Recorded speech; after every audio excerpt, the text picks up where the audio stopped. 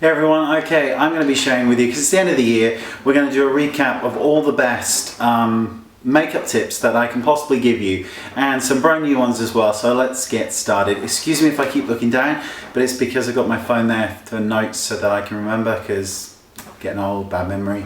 Okay, so the first one is to apply false eyelashes. Obviously using an eyelash applicator makes things very, very simple. But if you don't have that, what you can do is get a very, very cheap brush, one that you would get from like an art craft store, an angled brush, a small one. Apply eyelash glue to the angled brush and then apply it really, really close like you would eyeliner to the eye. Then leave it to dry for a couple of seconds and then put the eyelashes on without glue on, because you've got the glue on the eyelid. It's a really neat trick. Don't worry, you're not going to glue your lashes together. Just go over it very, very lightly by the lash line, and that way if you make a mistake with the lash, you've not got it all up here because the glue is already on it. So that's quite cool. The other thing is, goes more to this goes to everybody, but a lot of makeup artists don't rely too much on Photoshop to correct all the naughty things that we really should be doing. Photoshop it's a wonderful thing, and it's a scary thing at the same time. So the areas that, if you are a working makeup artist, the areas that you are being photoshopped are the areas that you really need to improve on the most, and that tends to be concealer. So really learn how to get it down beautifully, because once you do, it's easy peasy. Don't use lipstick unless you have to. A lot of us have really, really nice, beautiful lips, and the color of our lips is beautiful. If you've got beautiful lips, you don't have to use lipstick. There are no rules in makeup. There are preferences that I prefer, but there are no rules. This is just makeup, and a lot of time our lip color is very, very beautiful, and maybe just a faint lip line with pencil or a little bit of gloss is absolutely perfect, so you don't have to wear lipstick. Okay, this is a cool one.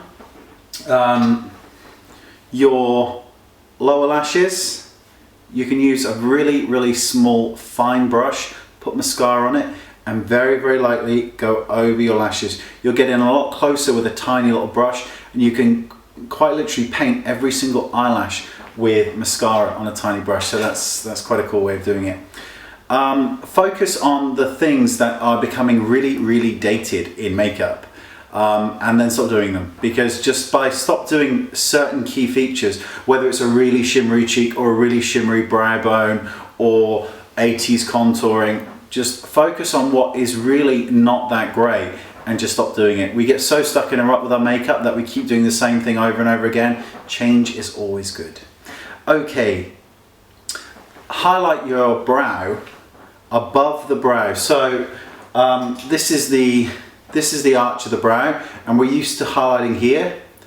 Instead, take a very, very matte shade of powder that is 1 or 2 shades lighter than your foundation, and go very lightly from the arch above just across. Highlight your brow. It will give the illusion of your brow going like that. It's really, really cool, and I've got a video coming up of it.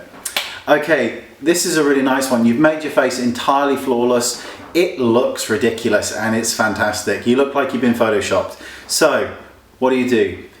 Get a pencil that's brown or whatever color your beauty spots are on your face, if you have them, and go back in and very, very lightly fill them in. This will give you the most beautiful looking face. If you've got beauty spots, I've got one here, I've got two here, one here. By penciling them back in, you give your face that realistic look to your skin, because when we apply foundation, oftentimes it covers them, and by adding them back, we really do give the illusion of beautiful skin, and beauty spots are beautiful.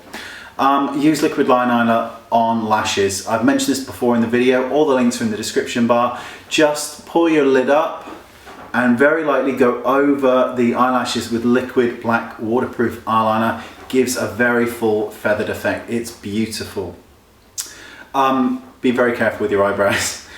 You really don't need to fill in the entire brow unless you have to. Fill in the areas that kind of need it. See, here for me is an example. There's a little patch of hair that just is getting lighter and lighter and basically just disappearing as I get older. So this area would need to be filled in order to create a better brow. So don't feel that you have to fill in the entire brow. You don't really have to. Another thing is eyebrow stencils can go a long way. Oftentimes they're quite harsh looking when you've done it and you can panic.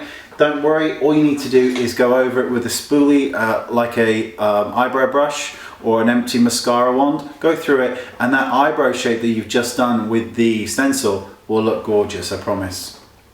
Use corrector instead of concealer, because correctors have that peach and pink bisque undertone which can brighten up under the eyes. It's amazing for women of colour, but it's really great for those of us with very, very dark purpley blue undertones to our dark circles. Wonderful way of doing it. Also, don't forget to cover, if you've got bags under your eyes, you can cover them really, really simply. It's too hard to explain here, but the link is in the description bar. It can be done like that once you learn how, and it will alter your face if you've got bags under your eyes. Use a beauty blender sponge, because they're phenomenal. If you can afford to get the original one, get the original one. There are lots of duplicates. I've got a video on it. They're all very, very good. So they blend absolutely beautifully, and they just give the most flawless look to the face. So I highly, highly recommend one. Think about using a full coverage foundation, because you can shear it down to next to nothing, which is good. It will last you 7 times longer, 8 times longer than a standard foundation, because there's so much more pigment in it. And when you get the hang of them, you'll understand that you can go, it caters to all your needs, to good skin days, to bad skin days, to horrible skin days. So I really like them, and there's no evidence that a full coverage foundation will make you break out any more than a tinted moisturizer. Use your brushes more softly than you are doing. Oftentimes, particularly with our own faces, we ram it into the skin and we're like, ugh. Try using the most gentle strokes you can, so you can barely feel it and there's barely any skin movement. You'll get such a beautiful finish to your face that you didn't know was possible. Milk and magnesia under your foundation or as a face mask a few times a week, depending on your skin type and its condition, will keep your skin matte all day long, and it will cause no flashback with cameras, which is always a good thing, I think. Don't use anything with an SPF in when you're being photographed.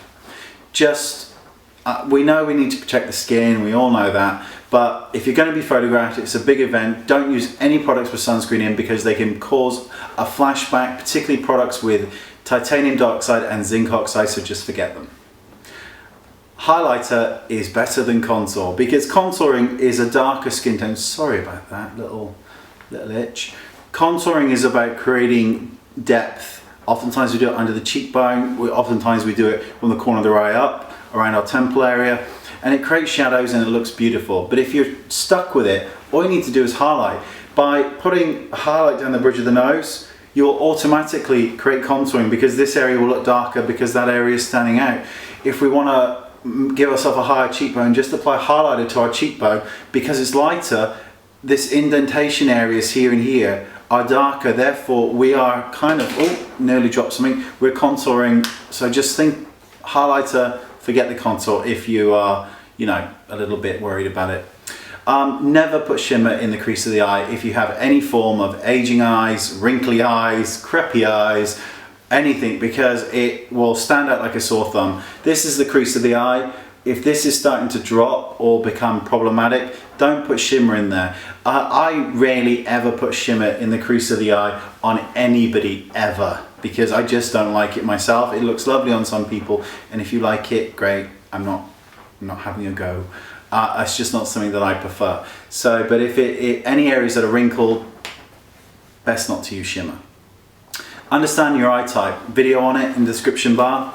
When you know what eye type you have, you will know what eyeshadow application to use to make the best of your eyeshadow. If you've got very wide set eyes, if you've got very close set eyes or hooded eyes or deep set eyes or large eyes, knowing that and the application techniques that you can use will make a massive difference to your makeup. Probably one of the best tips you can ever learn is to understand your eye shape. Take more time with your makeup.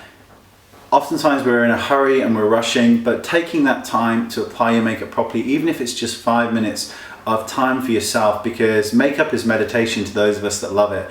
And when we have that time, we can do it really quietly and calmly, and you know, don't do it in the car.